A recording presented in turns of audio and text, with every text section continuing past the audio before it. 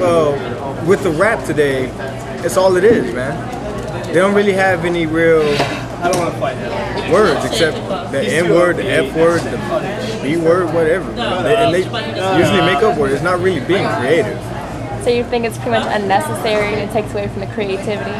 Yeah. I mean, it's just, if you can't even play it on the radio. It would just be one giant long beat, censor beat. So I'm pretty sure that you don't listen to music like that, right? No. What Well, not music do you listen to? Anyway, the songs that I listen to, they're usually like really deep, really emotional. Like a whole nother level, like real poetry.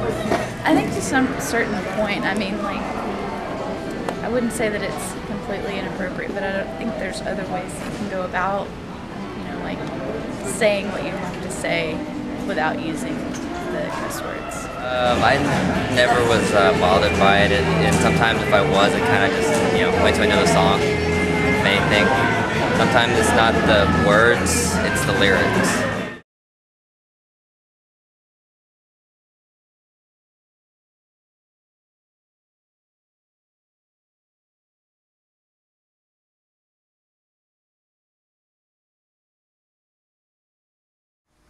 In your opinion, what is the public's attitude towards rock and roll music throughout history? Well, it's changed. When I was a kid, rock and roll was just beginning. I'm in the first generation of rock and roll fans, and it was pretty much thought of as the devil's music by most people's parents. Not mine. Mine were pretty cool. But people were really concerned that rock and roll was going to corrupt the nation's youth, and some people actually thought about making laws to make rock and roll illegal. But as it turned out, wasn't all that bad, and I've survived this long, so it probably wasn't as horrible as most people thought. Do you think that today's rock music is worse than the early rock music that existed? Well, it depends on what way you meant. Musically, probably no, it's not worse. It's a whole lot more sophisticated. They were, for the most part, 3 chords back in those days. As far as the lyrics are concerned, it's a whole lot more, I'm not sure exactly how to put it, maybe risque compared to the way it used to be, because back in the 50s, there were just certain things that you didn't say, and now there are no limits. So it's changed in that direction. And so as the more riskier that rock music became, the less respect that people had for that genre? I don't think that's true anymore. I don't think it even matters that much anymore because, like I said, there are no standards. And so there are words that you never used to hear in public, and now they're all over the place. And so I don't think that there are nearly as large a proportion of adults that don't like rock and roll as there were back in the 50s. And what were some of the main cultural effects that rock and roll had on America? Well, it changed a lot. It changed the way we talk. It changed the language. It changed the way we dressed. It changed the way we looked at things. It changed race relations. And all of those are major aspects. And not all of it is because of rock and roll, but a lot of it is.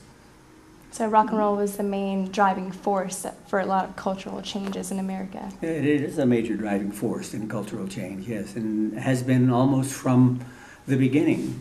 Back at the beginning of rock and roll, which was black music to begin with, and became rock and roll when they started marketing the music to white people.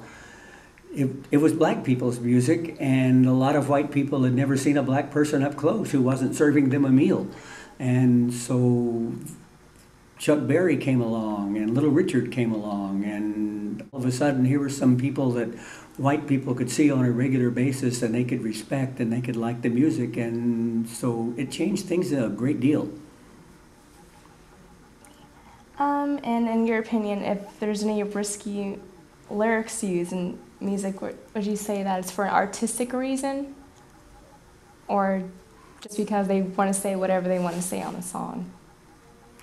I think there are a lot of reasons for the the lyrics with the so-called dirty words in them. In some cases, I believe the people that are writing it just don't have a big enough vocabulary to say it any other way. And I also think that there's probably supposedly some shock value in there. I've always had more respect for somebody who can say the same thing and do it so that it won't upset your grandmother than I have somebody that just has to use the dirty words. So in your opinion, there's no need to use the dirty words at all? No, I don't think so for the most part. Okay, well, that's good.